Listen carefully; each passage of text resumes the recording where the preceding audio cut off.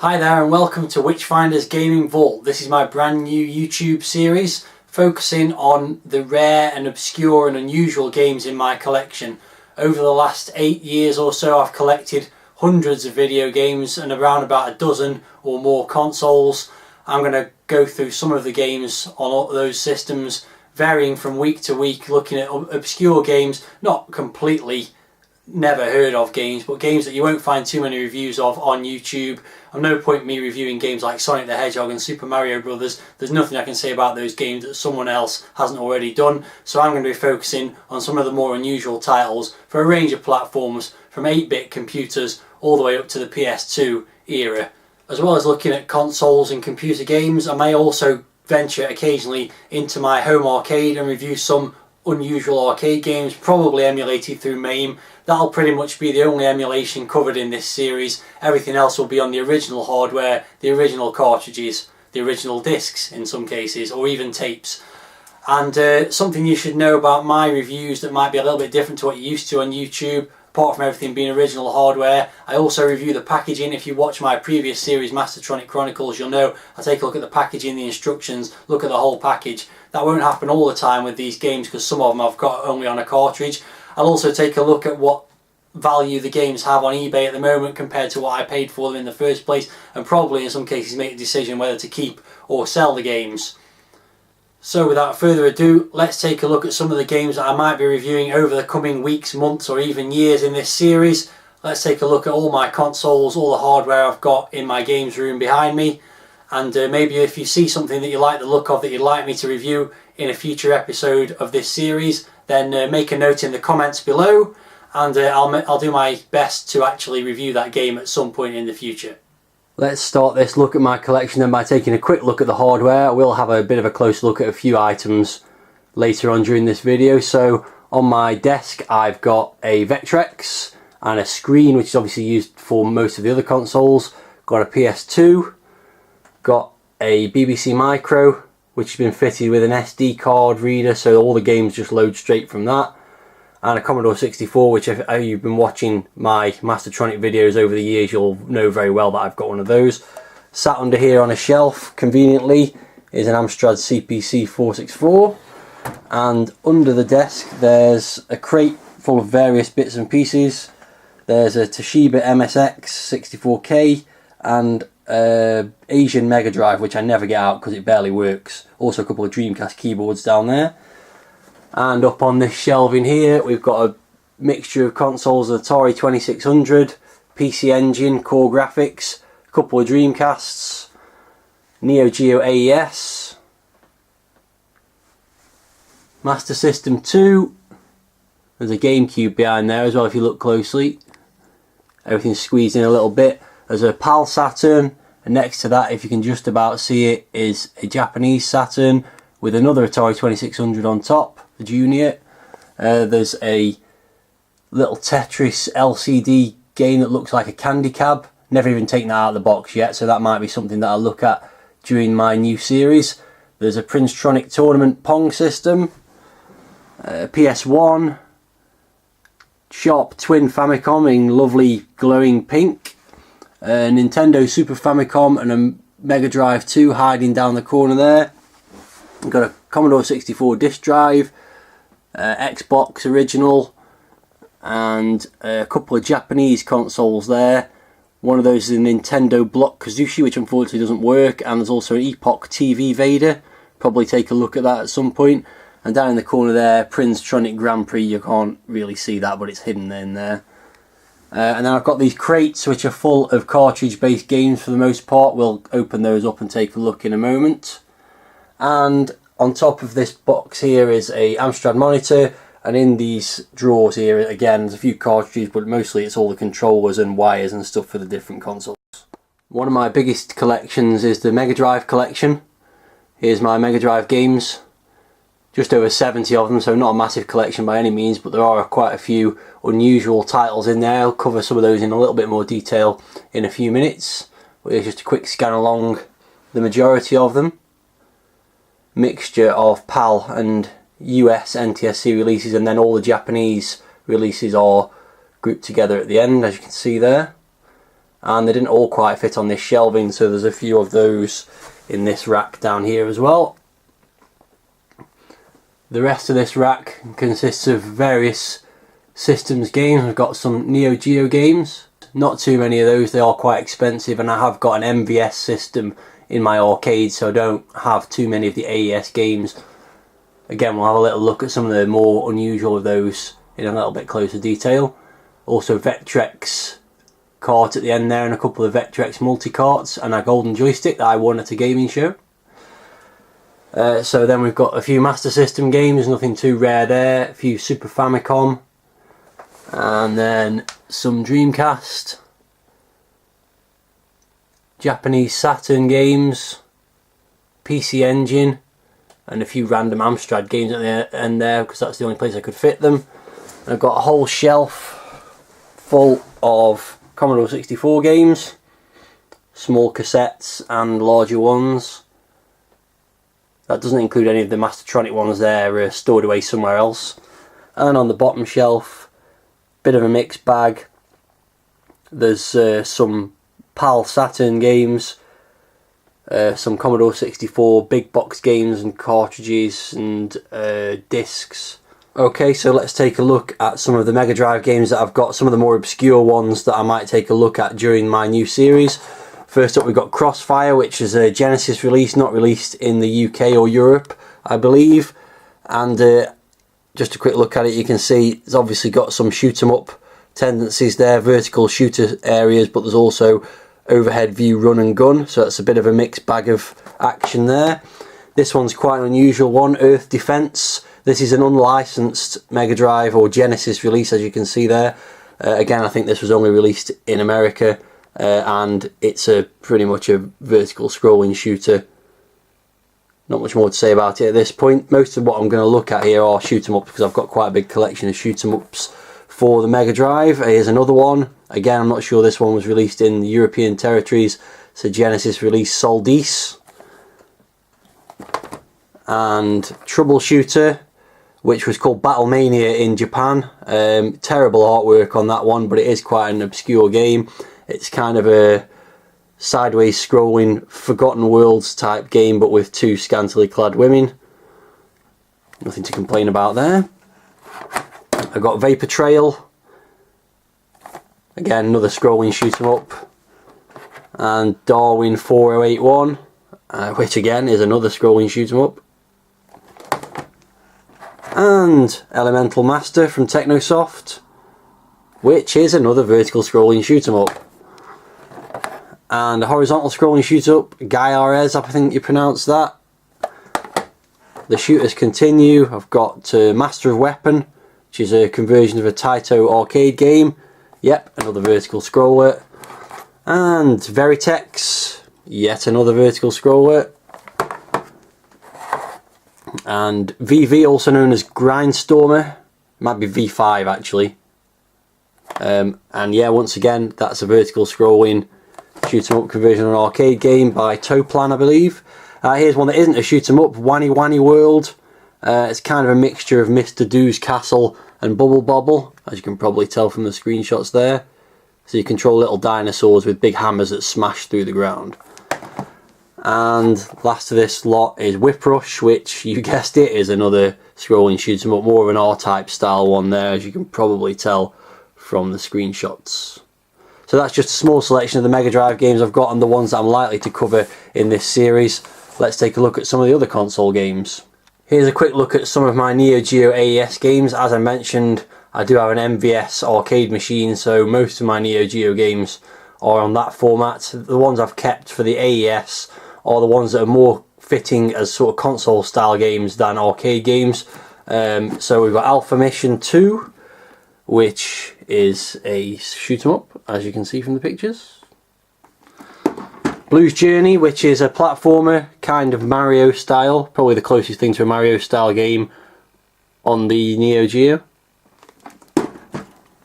Crossed Swords is a first person sort of action RPG kind of game.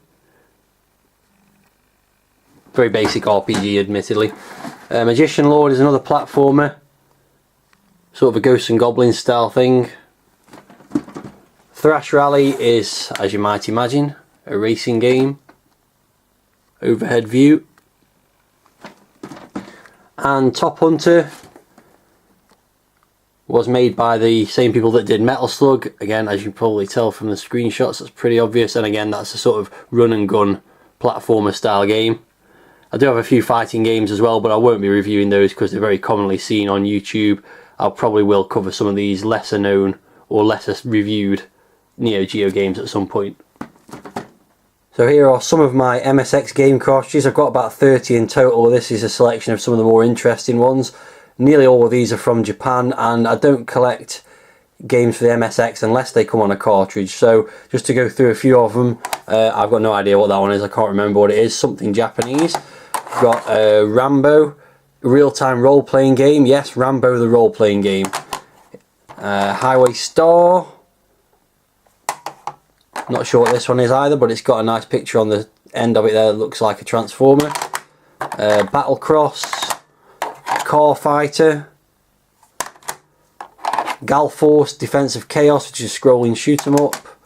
Classic Penguin Adventure from Konami, and also Nemesis 2 or Gradius 2, depending on what territory you're from. That's an MSX exclusive, I believe, in that version. This is an interesting one. This is Aliens, which is completely different to any other Aliens computer game and was released by Square, as you can see in the top right corner there. And we've got Eagle Fighter, Waroid, Sky Jaguar. We've got a Godzilla game, which is kind of a platformer game featuring a cute version of Godzilla. And Star Blazer, that's another shooter, unsurprisingly. Zexas Limited is another shooter. And a couple of platformers, Ghost House, which is quite a cool one, and one of my favourites, King's Valley, another Konami game, which is one of the best platform games I've ever played, in fact, and we'll definitely be doing a review at that point. So if any of those take your interest, then mention them in the comments, and then I'll try and do a review of them at some point. Now I just need to clear all that mess up. This beautiful item is the Sharp Twin Famicom, officially licensed from Nintendo, and it's called a Twin Famicom because it plays Famicom cartridges and also Famicom discs, so it's a combined Famicom and Famicom disc system. And these are the games I've got that I'll be playing on this. I won't go through them all, but I'll pick out a few highlights. We've got Red Arima, which is a spin-off from the Ghosts and Goblins games. Yumi Penguin Monogatari. Astro Boy, that is. The Guardian Legend. Namco's Star Wars game, which is different from the Star Wars game released on the NES in European territories. Rambo, which again is different from any other Rambo games released throughout the world. Joy Mecha Fight, which is a fighting game. And Binary Land, which is one of my favourites with cute little penguins on. And there's loads of other games at the back there that I won't go through. Quite a lot of multi-carts as well, sort of pirate carts that I might take a look at. This one at the back is the only boxed Famicom game I've got, which is Konami World 2, which features lots of the different Konami characters. As you can see on the front there, you might recognise a couple of them. And we've also got Super Mario Bros. 2, the original Japanese version. These are on the Famicom discs, can't remember what that one is. Otoki, which is a rhythm-based scrolling shooter. Ginga Denshu Galaxy Odyssey, I think that's pronounced, probably not pronounced exactly that way, but that's a shoot 'em up RPG hybrid. Can't remember what that one is. And this one is Famicom Grand Prix, which you can see Mario on there. That's a Japanese exclusive as well, basically a Formula 1 racing game, which occasionally features Mario. Here's my crate of Super Famicom cartridges. I'm not going to go through all the ones in there, but I've picked a few specific ones out that might be of interest, some of the more unusual titles. I've also got a few box games, 3 of which are Astro Go-Go, which is a very psychedelic racing game. Mario and Wario, which is a Japanese exclusive Mario game, which you use the SNES mouse to control the character. Definitely take a look at that. And also, I think I pronounced this right, Umihara Kawase, which is a platform game with a bit of sort of influence of Bionic Commando as you swing around on a little fishing line. Gorgeous graphics in that one. I want to definitely take a look at that at some point. That's one of the rarer Super Famicom games. Moving on to the cartridge only games, of which I've got quite a lot. There's Super Back to the Future 2, Versus Collection, which is a variety of multiplayer games featuring penguin type characters. Snoopy Concert, which is another one that uses the SNES mouse, almost like a point and click adventure.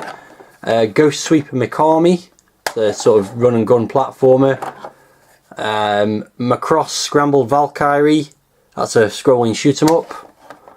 And Zardion, which is kind of run and gun platform type game.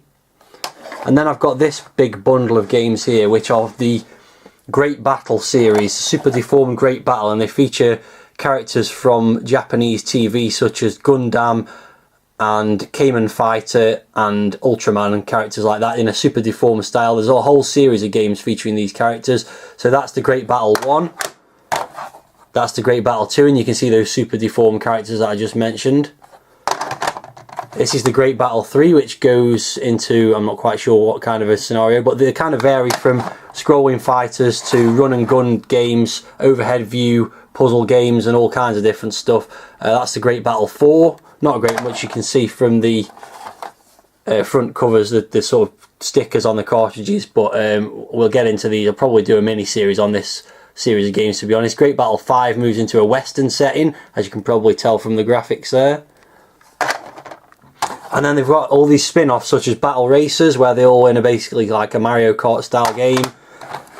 Super Tekkyu Fight, which is like a Bomberman style game but with giant balls and chains. Again, as you can probably see from the picture. And there's even role-playing style games. This one is Great Battle Gaiden 2. There are other games such as baseball, football and various other games featuring these characters which I don't own, but I think what I've got there is quite sufficient. These are all released by Banpresto and quite a varied selection of games. They just seem to put these characters in whatever type of game they could think of, and the quality varies a little bit, but we'll see that in more detail when I do some reviews of those titles. Nothing particularly rare to see here, but I've got this big crate full of Atari cartridges as well. You can see a few Activision games there, Star Master, Oink, Robot Tank, Chopper Command, etc. And some Atari titles, and there's more here as well. Titles like Polaris, Crash Dive, Fatal Run might not be quite as familiar as some of the others. Probably won't cover those very much in my series, but might pick one out occasionally. If you see anything that you'd like me to look at, then mention it in the comments, basically. The last cartridge based system I'm going to take a look at is the PC Engine Core Graphics, and I've got some loose cartridges, or loose HU cards I should say, for this, and also some boxed ones. So I keep all the loose ones in this kind of folder which has got these individual pockets in that hold each cartridge in. But just a quick look at some of those. Got the Batman game, which was exclusive to the PC Engine, different to any other games. A couple of shoot 'em ups, as you might expect from seeing my collection so far. Got Parasol Stars, that's the best version of the third Bubble Bobble game. Jackie Chan, a couple of the PC Kid games there, and just a couple more at the end there.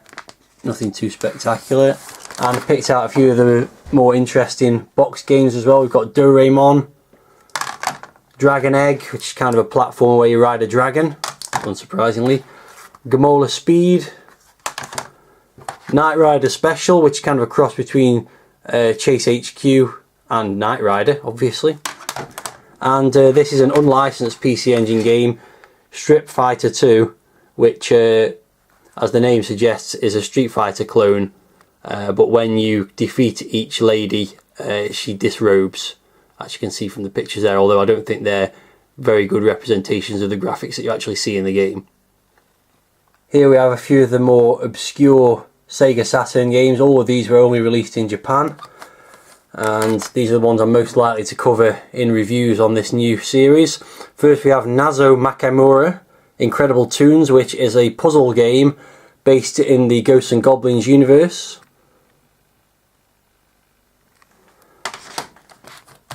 In the Hunt, Kaitai Daisensu, excuse my terrible Japanese pronunciation, is a horizontal scrolling shoot 'em up created by the same people that did Metal Slug.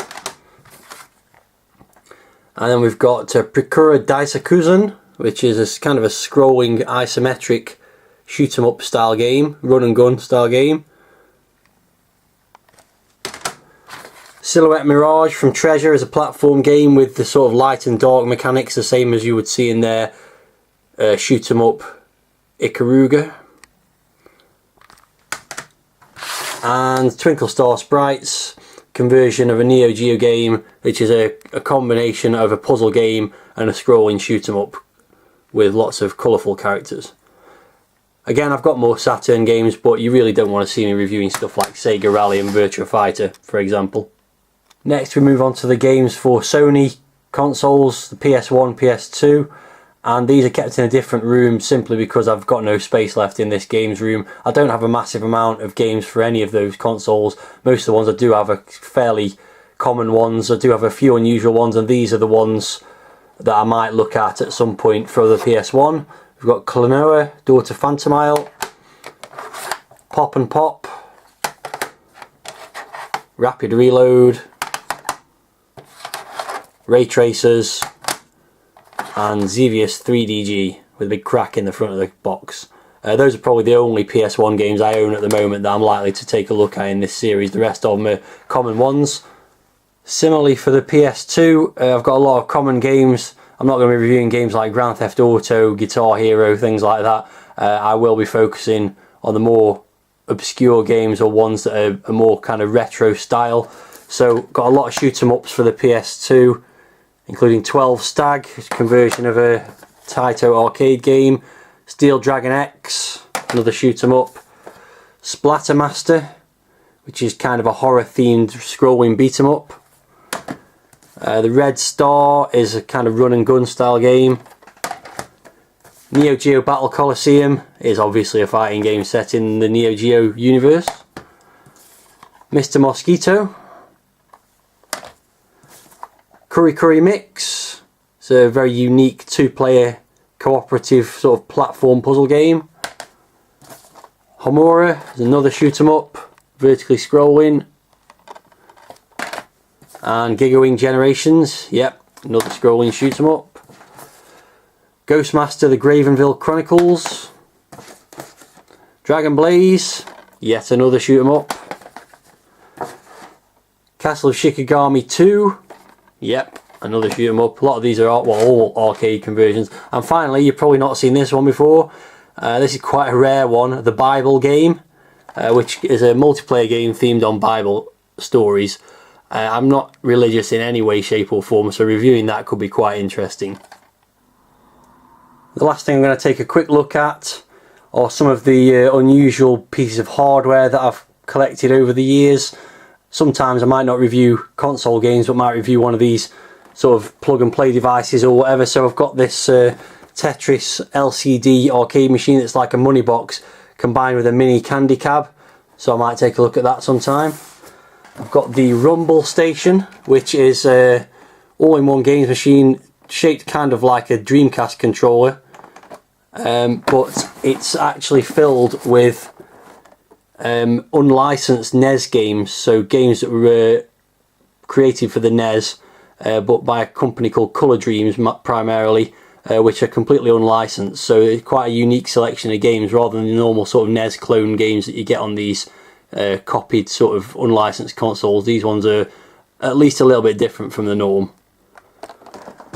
There's also the Epoch TV Vader, as previously mentioned. If I can get the box open, let's take a little look at that, which is a dedicated Space Invaders console, kind of like a Pong console from the early 80s, but playing Space Invaders instead. So I might take a look at that at some point. I'll explain what that circuit board I've just been moving out of the way is at another point. And I've also got some plug and play TV games themed around Star Wars, so I might take a look at these sometime. There's a joystick shaped like a Millennium Falcon, which I think has got 5 games on it, and also a controller shaped like R2-D2, which again I think has got 5 or 6 games on it. Some of those are from the based on the Episode 1 era sort of prequel trilogy games, and I think some of them are based on the original Star Wars trilogy, so we'll take a look at those, and I might pick up a few more plug and play TV games over the period of doing this series as well.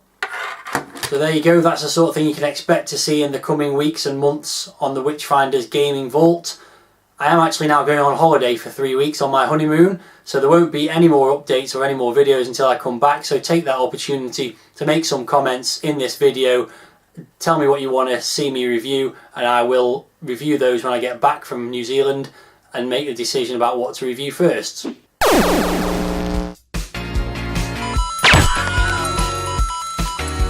you only knew the power of the dark side. 2, 1, 0.